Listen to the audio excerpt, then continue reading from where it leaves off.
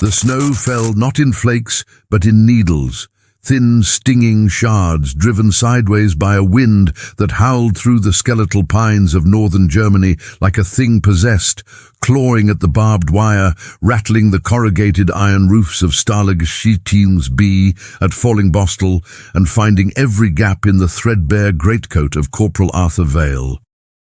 It was 3:17 a.m. on January 17, 1944. The temperature hovered at -12 degrees Celsius, and the ground beneath his boots had long since surrendered its moisture to frost, cracking like porcelain under each cautious step. He wasn't supposed to be walking the perimeter of Compound D. No prisoner was. The latrine detail ended at midnight. But sleep had become a stranger to him weeks ago, ever since the letter arrived, creased, water-stained, bearing the War Office seal, and ever since he'd stood alone in the mud behind Barrack 14, reading it by the guttering light of a smuggled candle, his hands trembling not from cold, but from the unbearable arithmetic of loss. Mother, father, sister, all gone in a single night of incendiaries over Plymouth. The letter said, "Regret to inform."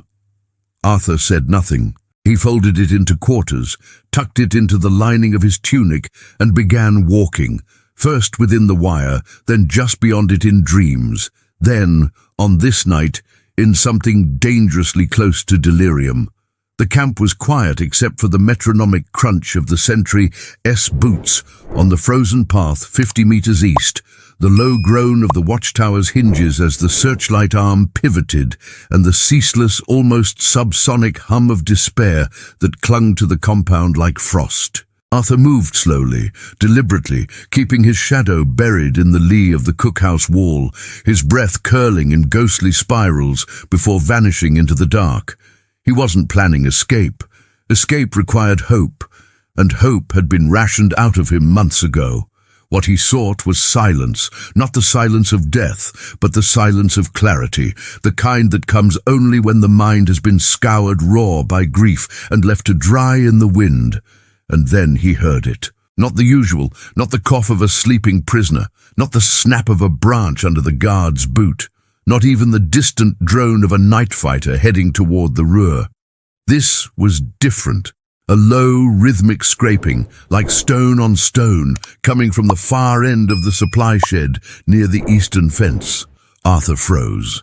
Instinct told him to retreat, to vanish back into the barracks before the searchlight found him. But something else, some deeper current of curiosity, or perhaps just the numb indifference of a man who no longer feared consequences, drew him forward, step by silent step, until he crouched behind a stack of empty oil drums, peering through a gap in the snow-dusted planks.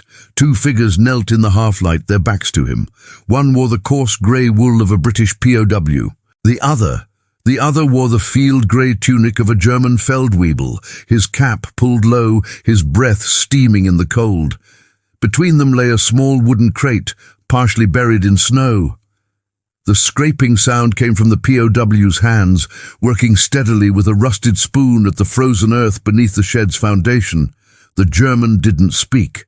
He simply watched, arms crossed, shoulders hunched against the wind, his face unreadable in the gloom. After a full minute, the British man stopped, brushed snow from his knuckles, and lifted something from the hole. A tattered Bible, its cover warped by damp, its pages swollen and brittle. He handed it to the German without a word. The Feldwebel accepted it, ran a gloved thumb over the embossed cross on the spine, then tucked it inside his tunic. Only then did he speak, his voice low, almost tender. "Danke, Arthur."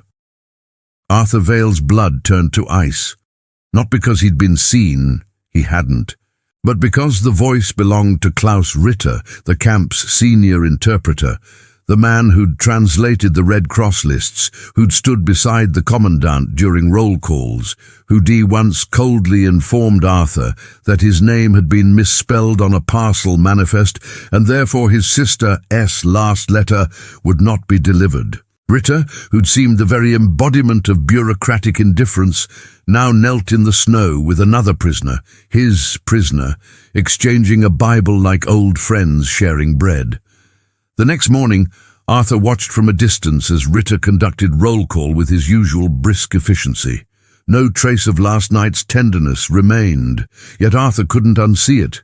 The anomaly didn't make sense. In a camp where every crumb was bartered, every favor extracted with threats, where trust was a luxury that got men killed, this quiet exchange, wordless, ritualistic, intimate, defied every rule of survival.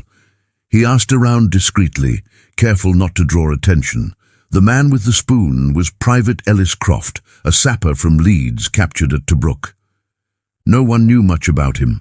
Quiet, kept to himself, worked in the camp workshop mending boots. But when Arthur finally cornered him during laundry detail, Croft's eyes widened with alarm, then narrowed with suspicion. "You saw nothing," he muttered, wringing out a shirt with hands raw from lye soap. "And if you did, you forget it.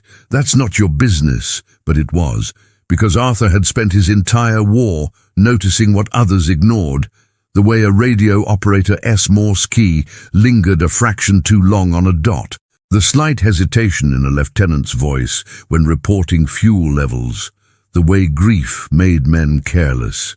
And this silent pact between enemy and captive, felt less like treason and more like something else entirely. Something dangerous not because it threatened the camp's order, but because it threatened the very foundation of hatred upon which the war rested. When he tried to mention it to Lieutenant Forrester, the senior British officer in Compound D, the man cut him off with a weary sigh. "Vale, listen to me. You're grieving. We all are. But don't start seeing phantom kindnesses in the teeth of the beast.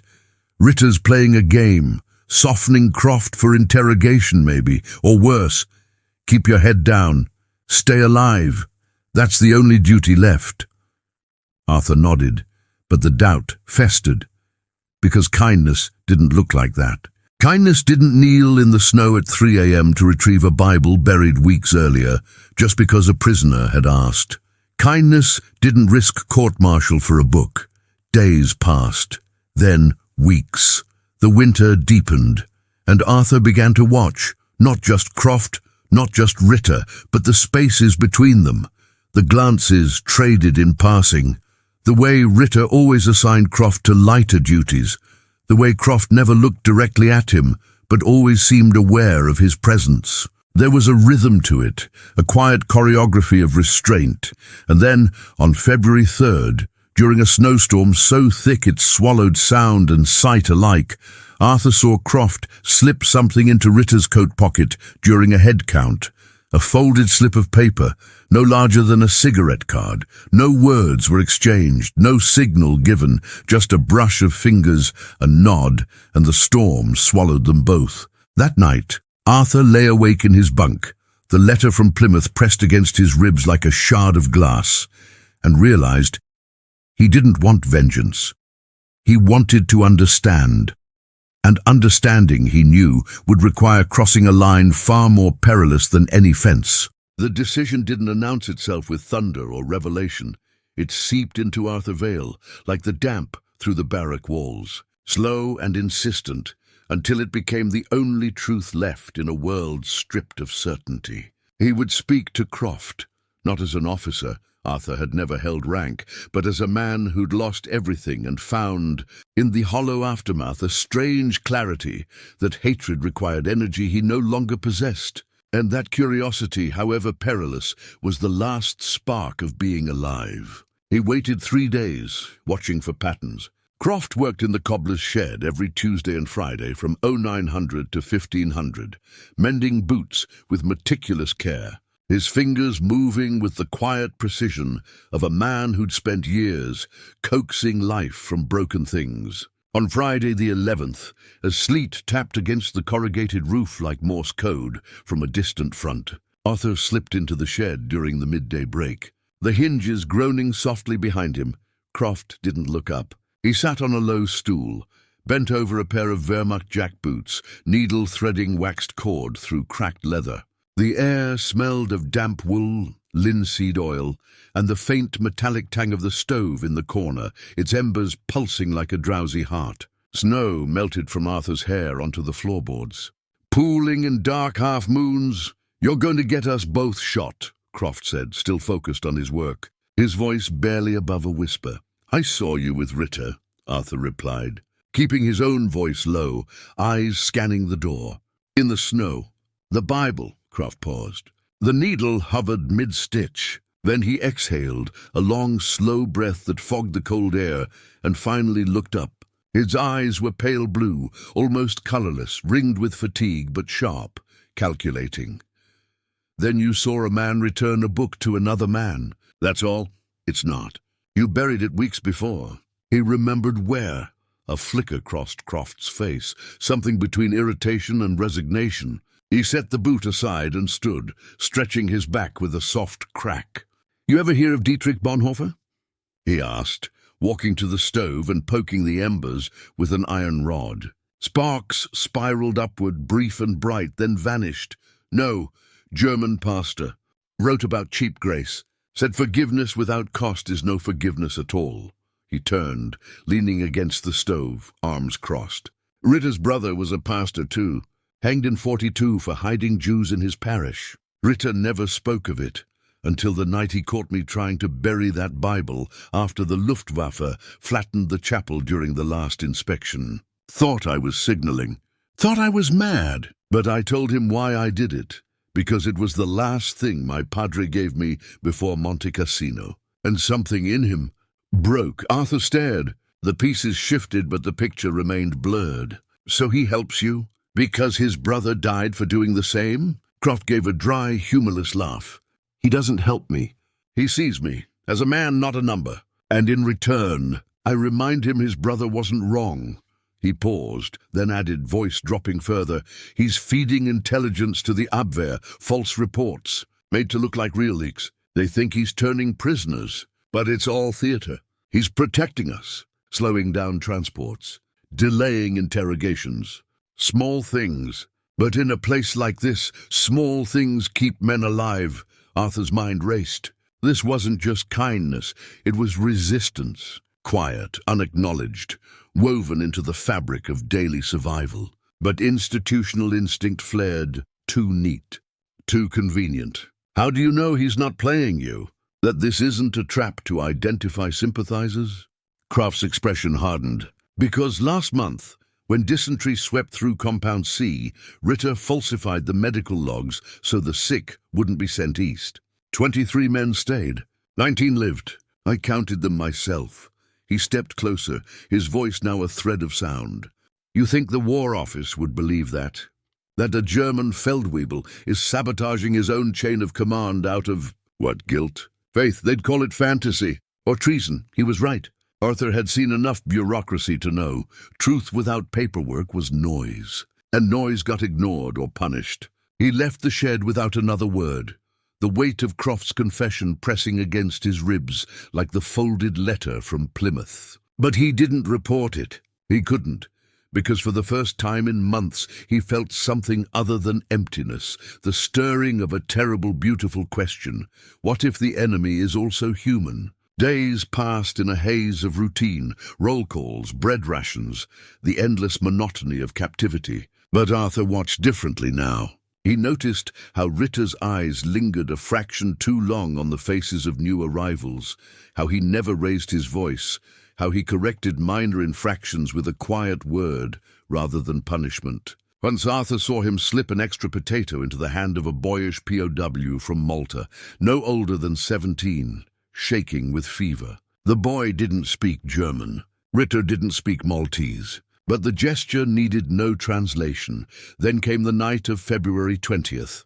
A blizzard howled across the Lüneburg Heath, cutting visibility to zero, grounding patrols, silencing even the dogs. Arthur was on latrine duty, a grim, solitary task, when a figure emerged from the storm, hood pulled low, boots crusted with ice. Ritter. He didn't speak. just pressed a small, oilcloth-wrapped bundle into Arthur's hands and melted back into the whiteout. Heart hammering, Arthur retreated to the far end of the latrine trench, unwrapped the bundle beneath his coat. Inside, a coded message on onion skin paper, a charcoal pencil, and a scrap of map showing rail lines near Magdeburg. The message was in English, shaky but clear. Convoy 7B moves prisoners to Flossenburg March 3rd. 14 railcars. Windows barred, no heat. Request diversion or delay. Lives depend. Arthur's hands trembled. Not from cold, but from the terrifying gravity of what he held. This wasn't just intelligence.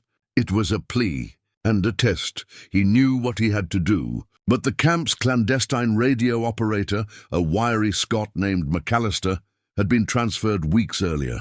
No one else had the codes. No one else could transmit, except Arthur remembered. He'd been a telegraph operator before enlisting. Morse was in his blood. His fingers still twitched in sleep to its rhythm. And months ago, during a work detail near the supply depot, he'd salvaged a broken field telephone, its wires frayed, but its magneto intact.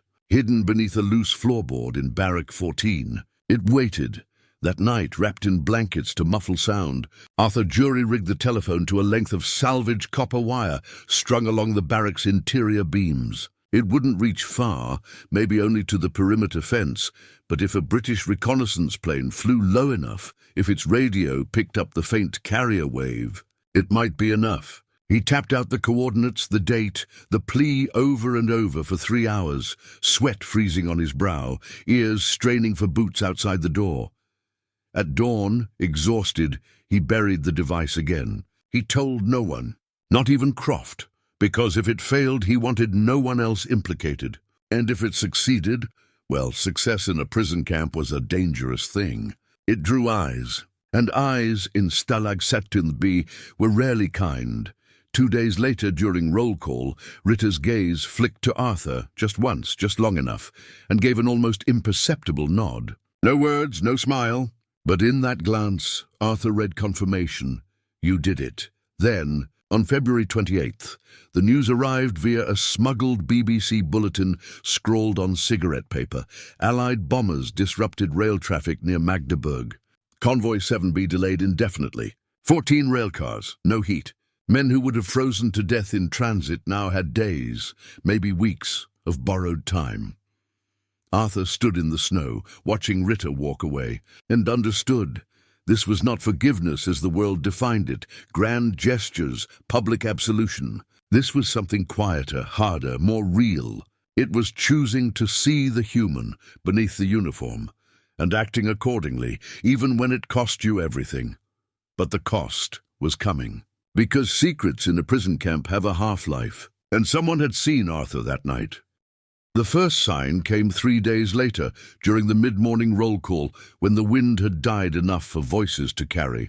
Arthur stood in his usual place, near the rear of Compound D's formation, shoulders hunched against the lingering chill, eyes fixed on the frozen mud at his boots. But he felt it before he saw it, the shift in atmosphere, the tightening of the air like a wire pulled taut. Across the compound near the gatehouse, 2 Feldgendarmerie in field-grey overcoats stood watching, their MP40s slung low, faces unreadable behind frost-rimed visors. Not the usual camp guards. These were from Hamburg, Gestapo liaisons, brought in after a sabotage report from the Bremen docks. Their presence alone was a threat.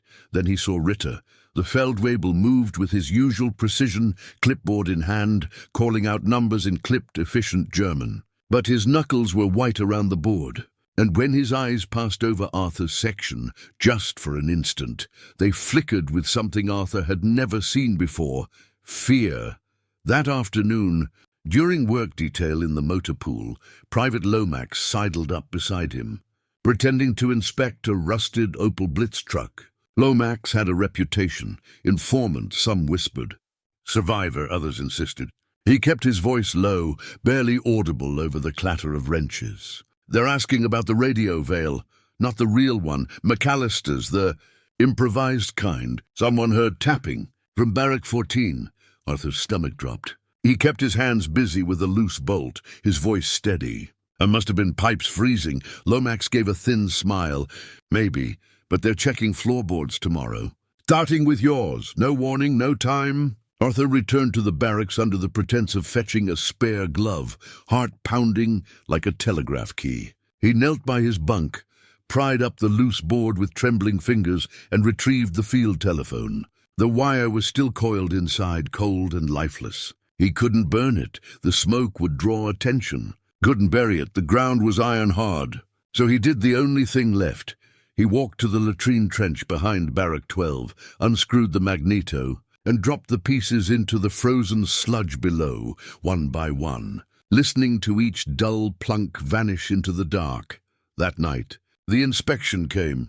Boots stomped through the barracks, flashlights cutting through the gloom, hands tearing at mattresses, overturning footlockers, jabbing bayonets into walls. Arthur lay perfectly still on his bunk, watching the beams sweep past his face, his breath shallow, his mind racing through every incriminating detail. The scrap of map, the pencil stub, the coded message he'd memorized and then eaten. They found nothing in his bunk, but they took Croft. Arthur heard the struggle from 3 bunks away, the muffled curse, the thud of a body hitting floorboards, the sharp command in German. He didn't move. Couldn't. By the time the guards dragged Croft out into the snow, Arthur's hands were clenched so tight his nails drew blood. They held him in the punishment block for 2 days. No food, no word. Then just before dawn on March 4th, they brought him back, shuffling, hollow-eyed, his left arm hanging at an unnatural angle. No one spoke to him. No one dared. But Arthur saw the bruises on his throat, the split lip, the way his fingers trembled as he clutched his mess tin. When their eyes met across the mess hall later that morning, Croft gave the faintest shake of his head. Don't ask. Don't look. Survive, Arthur obeyed. But that night, as he lay awake listening to Croft's ragged breathing from across the room, he made a silent vow. If they broke Croft, they would not break the truth. And if Ritter was in danger, Arthur would find a way to protect him, even if it meant becoming the very thing the war had tried to make him. A weapon. The opportunity came sooner than expected. On March 7th, a new prisoner arrived, a Luftwaffe Oberleutnant, shot down over Normandy, his uniform crisp despite the journey, his arrogance undimmed by captivity. His name was Hessler, and he carried himself like a man who still believed in German victory. Within hours, he began questioning the senior British officers, probing for dissent, testing loyalties. By the 3rd day, he'd identified Lomax as useful. By the 5th, he'd cornered Croft during laundry detail. Arthur watched from the edge of the yard, pretending to mend a torn sleeve. He saw Hessler's hand clamp down on Croft's shoulder, saw Croft flinch, saw the Oberleutnant lean in close, his voice too low to hear, but his intent clear. Later, Croft told him what was said. You and the interpreter. I see how you look at him. Careful, Englishman. Sentiment gets men sent to the mines. Hessler wasn't just observing. He was building a case. And Arthur knew. Once he connected Ritter to the delayed convoy, to the buried Bible, to the secret messages. The Feldwebel would disappear. Not transferred, erased. Something had to be done. He waited for the storm.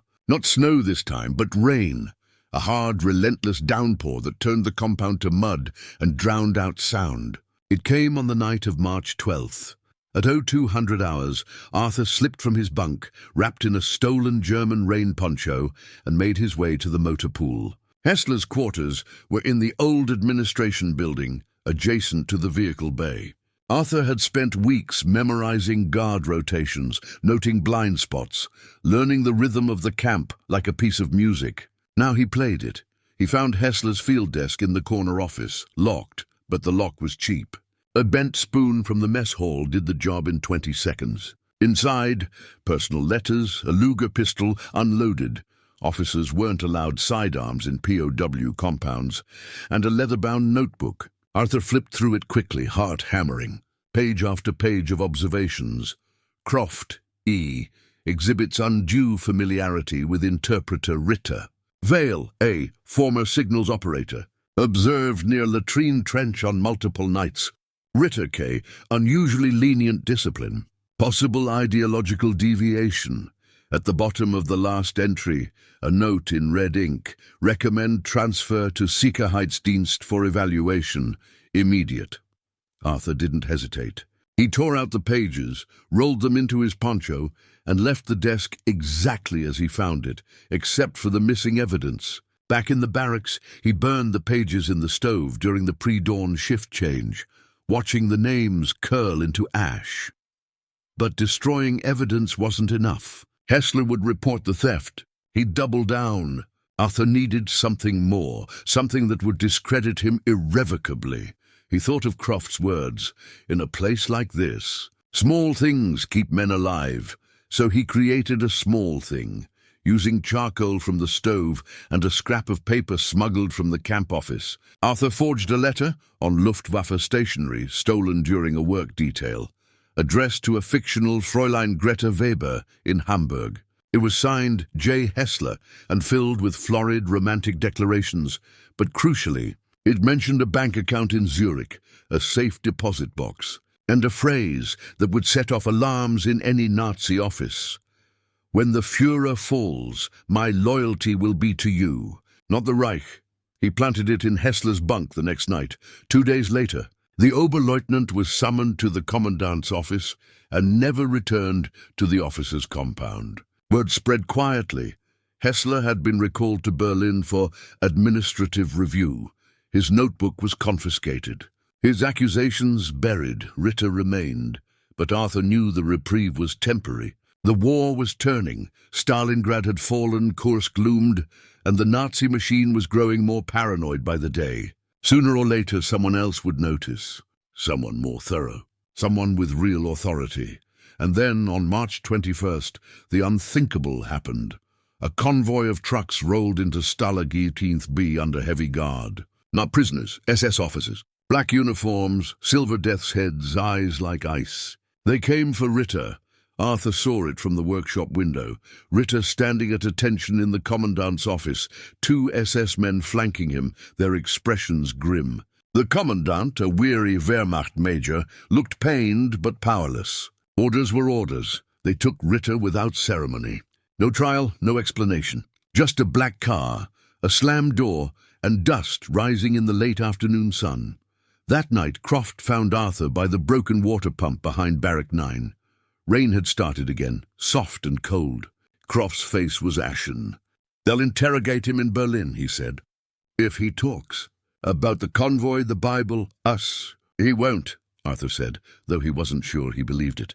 Croft looked at him, eyes searching. "How can you be sure?"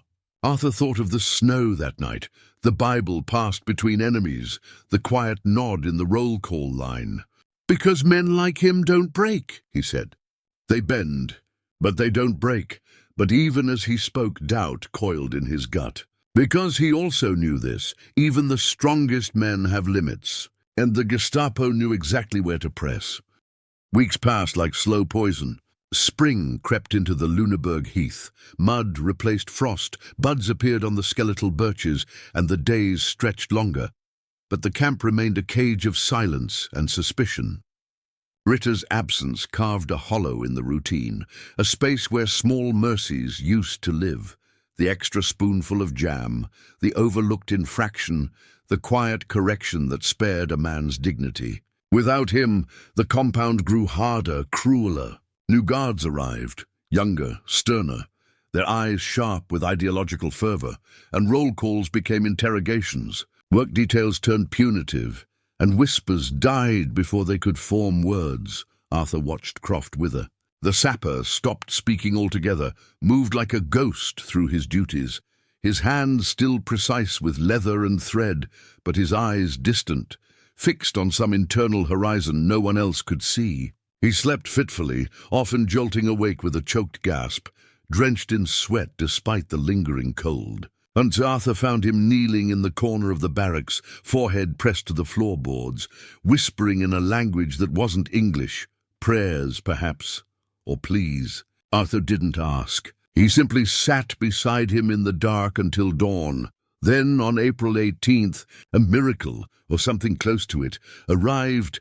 It came in the form of a Red Cross parcel, delivered late and misrouted, addressed to K. Ritter, Stalag XI-B, care of Commandant. The new camp adjutant, a stiff Prussian lieutenant named Vogel, frowned at the package for a full minute before tossing it onto the supply desk with a grunt. "Deliver to the former interpreter's quarters," he ordered a corporal. "Let the rats enjoy it." But Arthur, standing nearby during a clothing exchange detail, saw the parcel and recognized the handwriting on the label. It was his sister's hand, or rather an uncanny imitation. The slant of the T, the loop of the R. He'd know it anywhere. His breath caught.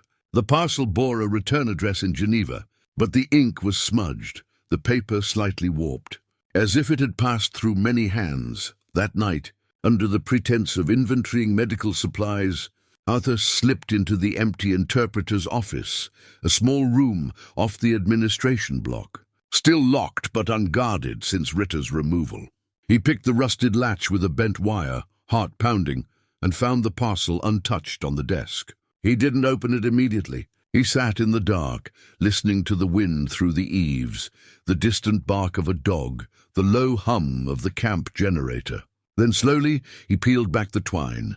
Inside, canned milk, chocolate, soap, and beneath it, wrapped in oilcloth, a second envelope. Not Red Cross stationery. Plain paper, sealed with wax. His fingers trembled as he broke it open. The note inside was brief, written in precise, angular German. "Arthur, they let me send this through neutral channels. I am in Lehrterstrasse. Interrogations continue. I have said nothing of the convoy. Nothing of Croft, nothing of you. But they suspect. They always suspect. If this reaches you, know this. Forgiveness is not forgetting. It is choosing to act as if the wound can heal. Do not come for me. Survive. Lehrterstrasse. The Gestapo prison in Berlin." Arthur read the note 3 times, each word searing itself into his mind. Ritter was alive for now, but Lehrterstrasse was a place from which few returned whole, if they returned at all. And yet, in the midst of torture and isolation, he had found a way to send a message, not of despair, but of warning, of restraint, of a moral compass still intact. The next morning, Arthur sought out Croft during breakfast. He didn't speak, just pressed the folded note into his palm as they passed each other near the soup cauldron. Croft's eyes widened. He read it once, then again, his lips moving silently. When he looked up, tears tracked through the grime on his cheeks. He nodded once, sharply, fiercely, and tucked the note into his boot. But Arthur knew they couldn't just wait. The war was accelerating. Allied bombers struck deeper into Germany every week. The Eastern Front was collapsing. And if Berlin fell before Ritter was moved or released, he would vanish into the chaos or be executed as the regime purged its prisons. They needed a plan. Not escape. That was suicide. But leverage. Something the Allies could use to demand Ritter's inclusion in a prisoner exchange. And Arthur knew where to find it.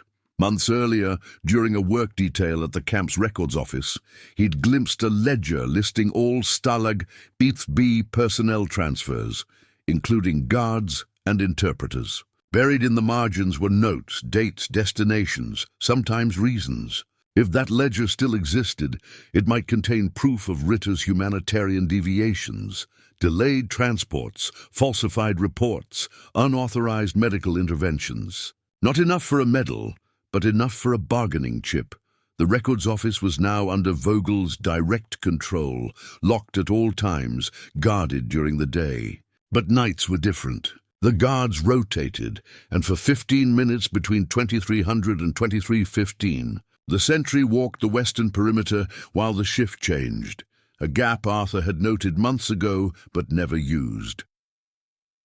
On the night of April 25th, under a moonless sky, Arthur and Croft made their move. They moved like shadows through the mud, avoiding puddles, keeping low behind supply stacks. The records office window was barred, but the latch was old, the wood swollen from rain. Croft worked it with a shoemaker's awl, his hands steady for the first time in weeks. The latch gave with a soft click. Inside, the air smelled of dust, ink, and mildew. Moonlight filtered through grimy panes, casting long bars across filing cabinets. Arthur found the ledger within minutes, bound in faded green cloth, stamped Personal Akte Verwaltung. He flipped to Ritter's section. Page after page of entries. February 3, 1944. Authorized extra rations for dysentery cases. Compound C. March 1st. Delayed transport of 14 prisoners to Flossenburg due to rail disruption. January 17th. Retrieved religious text from prisoner. Croft per request. No grand conspiracy. Just a man doing small, decent things in a world that punished decency. Arthur tore out the pages, rolled them tightly, and stuffed them into his tunic. They were exiting through the window when boots crunched on gravel outside. They froze. The door handle turned. Croft shoved Arthur behind a cabinet and dropped flat beneath the desk. Arthur held his breath. The door creaked open. A flashlight beam swept the room, paused, then moved on. Vogel's voice muttered something in German, then faded as he walked away. Apparently satisfied. They didn't speak until they were back in the barracks, hearts still racing. Now came the hard part, getting the documents to the outside world. The camp's clandestine network had been fractured since McAllister's transfer. But Arthur remembered something else, something Croft had once mentioned in passing, a French prisoner in Compound B. A former resistance courier who still had contacts with escape lines running through Denmark. It took 3 days to arrange a meeting, conducted in the latrine during a staged plumbing emergency. The Frenchman, thin and sharp-eyed, listened without expression as Arthur explained. Then he nodded. I can get it to Stockholm. From there to London. But it will take weeks. We don't have weeks, Croft whispered. You have until the Allies reach the Elbe. The Frenchman replied. That is all any of us have. On May 2nd, the documents left the camp hidden inside the sole of a repaired boot, carried by a Danish POW being transferred to a labor detail near Hamburg. Arthur and Croft never saw the courier again. They only knew he'd gone by the empty bunk the next morning. Days turned to weeks. The skies above Fallingbostel grew thick with Allied bombers. Lancasters, flying fortresses, heading east in endless streams. Ground shook with distant detonations. Rumors flew. The Americans were in the Ruhr. The Russians were at the Oder. The camp guards grew nervous, some even packing personal belongings. Then, on May 17th, a BBC broadcast, smuggled in on a hidden crystal set, announced that American forces had liberated the POW camp at Moosburg. Fallingbostel, it said, was next. Hope, fragile and dangerous, began to stir. But on the morning of May 19th, a staff car with SS markings arrived, not for a routine inspection. This time they came with a list. Arthur watched from the workshop window as names were called, Croft's among them. 10 prisoners, assembled in the yard, surrounded by armed guards. The SS officer, tall and gaunt with eyes like flint, read from a sheet, transfer to Flossenburg for reprocessing. Arthur's blood ran cold. Flossenburg was no longer a POW camp. It was a concentration camp, a death sentence, and then he saw it. The SS officer's eyes flicked to Croft, then to Arthur, who stood just inside the workshop door. Recognition. Not certainty, but suspicion. They knew something had been sent out. They were cleaning house. As the truck engines roared to life, Arthur made a decision that defied every instinct of survival. He stepped forward. Herr Obersturmführer, he called, voice clear despite the tremor in his chest. Private Croft is needed in the cobbler's shed. His replacement hasn't been trained. The boots for the Eastern work detail. The SS officer turned slowly. Step forward, prisoner. Arthur did. The officer studied him, the sunken cheeks, the steady gaze, the hands that didn't shake. Then with a sneer he said, You think your boots matter more than your life? No, sir, Arthur replied. But they might matter more than yours. A beat of silence. The wind carried the smell of diesel and damp earth. Then impossibly the officer laughed, a short, harsh bark. You English, always with the riddles. He waved a hand. Take him too. If he's so eager to mend boots, let him mend them in hell. As the truck doors slammed shut, Croft met Arthur's eyes. No words. Just a look that said, You didn't have to do this. Arthur looked back and thought of Ritter's note. survive. But sometimes, survival meant refusing to let decency die alone. The truck rattled eastward through a Germany unraveling at the seams, roads cratered by bombs, villages reduced to blackened spines of brick, fields littered with the carcasses of tanks and abandoned wagons. No one spoke. The 10 prisoners sat hunched on wooden benches, wrists bound with coarse twine, flanked by 2 SS guards whose faces were drawn tight with the knowledge that the war was lost, but the killing wasn't over. Arthur watched the landscape blur past, each mile carrying them deeper into the Reich's dying convulsions. Toward Flossenburg, a name whispered in the darkest corners of every POW camp, synonymous not with captivity, but with extermination. Yet amidst the dread, a strange calm settled over him. He had chosen this, not for glory, not for redemption, but because in that moment in the yard, stepping forward had felt less like sacrifice and more like alignment, with something Croft understood, something Ritter had embodied, something that refused to let the world be reduced to uniforms and hatred. They reached Flossenburg at dusk on May 21st. The camp rose from the Bavarian forest like a scar, watchtowers clawing at the twilight, barbed wire glistening with rain, the air thick with the reek of coal smoke, disinfectant and something deeper, fouler, that clung to the back of the throat. Prisoners in striped rags shuffled like phantoms through the mud, their eyes hollow, their movements robotic. The SS guards shoved the new arrivals into a stone barracks reeking of mildew and sweat, barking orders in guttural German.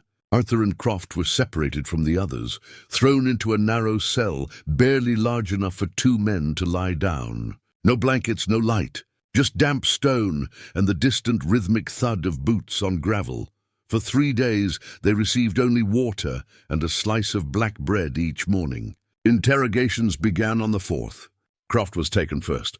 Arthur heard the muffled shouts, the sharp cracks, the silence that followed. When Croft returned, he could barely walk. His face was swollen, one eye sealed shut, but he managed a hoarse whisper before collapsing. "Didn't say anything." Arthur was next. The interrogation room was cold, lit by a single bare bulb. The SS officer who questioned him was young, no older than 25, but his eyes were ancient with cruelty. He didn't ask about the ledger, the forged letter, the radio. He asked about Ritter. Why would a British dog care about a German traitor? He hissed, circling Arthur like a wolf. Arthur said nothing. The blows came then, methodical, precise, designed to break without killing. Knuckles to the ribs, a boot to the kidney, a fist to the jaw that split his lip and loosened 2 teeth. Still, Arthur stayed silent. Not out of bravery, but because there was nothing left to say. The truth was already in motion. The documents were in Stockholm. The Allies were advancing, and Ritter's name, Klaus Ritter Feldwebel, Stalag XI-B, was now a footnote in a dossier marked Humanitarian Intervention, verified. On May 28th, as American artillery began to rumble in the distance, the camp descended into panic. Guards burned files, shot prisoners deemed untransportable, and fled in stolen trucks. In the chaos, a prisoner functionary, a skeletal pole with sunken eyes, slipped Arthur a rusted spoon. "Tunnel," he rasped, pointing to a loose stone near their cell's drain. 40 meters, leads to forest. That night, as explosions lit the eastern sky, Arthur and Croft scrabbled at the earth with bleeding fingers, clawing through clay and root, their breath ragged, their bodies screaming in protest. They emerged just before dawn into a world transformed. Flossenburg was burning. Flames licked the watchtowers. Sirens wailed, and through the smoke they saw them, Sherman tanks, olive drab and mud-caked, rolling through the outer gates. American soldiers shouting in English, tossing chocolate and cigarettes to the survivors. Liberation was not a moment, but a slow, disbelieving unraveling. Medics wrapped Arthur's ribs, gave Croft morphine for his broken arm, fed them broth so rich it made them weep. A Red Cross officer took their names, their stories, their testimonies. When Arthur mentioned Klaus Ritter, the officer's eyes flickered with recognition. Strasse was liberated on May 2nd, he said quietly. Most prisoners were executed days before, but a few survived. Arthur's heart stopped. Was he? He's in a hospital in Wiesbaden, badly injured, but alive. Weeks later, after debriefings and medical screenings and the slow journey through a shattered Europe, Arthur stood outside a repurposed Wehrmacht barracks near the Rhine, now a British military hospital. Croft was with him, arm in a sling, face still bruised but eyes clear. They didn't speak as they climbed the steps. Inside, the air smelled of antiseptic and linseed oil. A nurse led them down a sunlit corridor to room 14. Ritter lay propped on pillows, thinner than Arthur remembered, his face gaunt, one arm in a cast, dark circles under his eyes. But when he saw them, he smiled, a faint, fragile thing. "But real. You shouldn't have come," he said in English. Voice rough from disuse. "We owed you," Croft replied. "No," Ritter said, shaking his head. "You owed me nothing." "That's the point." Arthur stepped forward. He didn't offer a handshake, didn't speak of gratitude or heroism. Instead, he reached into his tunic and pulled out the water-stained letter from Plymouth, the one that had sat against his heart for over a year, and placed it gently on Ritter's bedside table. "My family is gone," Arthur said, "but I still have hands and a name. And that's because of you." Ritter looked at the letter, then at Arthur, and for a long moment no one spoke.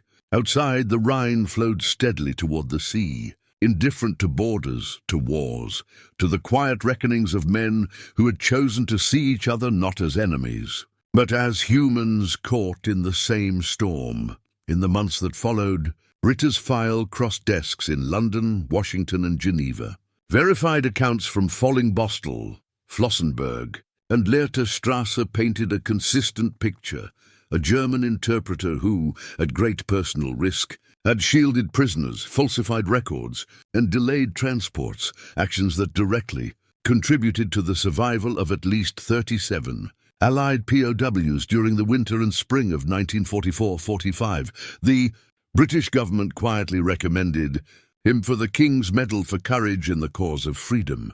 He never received it. The political climate in post-war Germany made honoring a Wehrmacht soldier, however righteous, too complicated, too inconvenient. The file was archived. The story faded. Ritter returned to Hamburg, rebuilt a life as a schoolteacher, married late, had no children. He never spoke of the war. Croft went back to Leeds, took over his father's cobbler shop, and died in 1963 of a heart attack, still mending boots until the end. Arthur Vale never returned to telegraphy. He moved to Canada, worked as a railway signalman in the Rockies, and lived quietly until his death in 1987.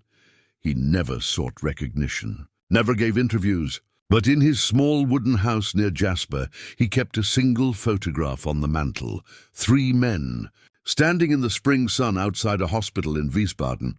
9:45, 2 in British uniforms, one in a patched German greatcoat, all of them looking not at the camera, but at each other. History remembers grand strategies, turning point battles, the speeches of leaders. But between the lines of official records, in the margins of war diaries and forgotten affidavits, there are quieter truths, that sometimes the most radical act is not to kill, but to see, not to conquer, but to forgive, not to win, but to remain human in a world determined to strip you of it. And that the line between enemy and ally is not drawn in ink or blood, but in the quiet choices made in snow-covered yards, in prison cells, in the silent space between one heartbeat and the next, where ordinary men, armed with nothing but conscience, choose to bend the arc of history by an inch, just enough to let the light through.